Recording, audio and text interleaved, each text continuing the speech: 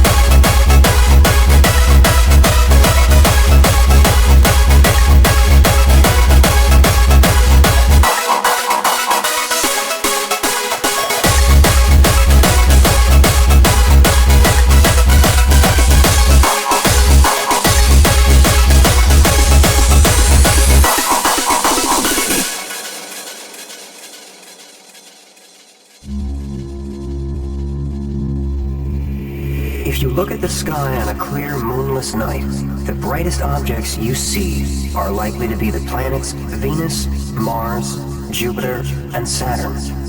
There will also be a very large number of stars, which are just like our own sun, but much farther from us.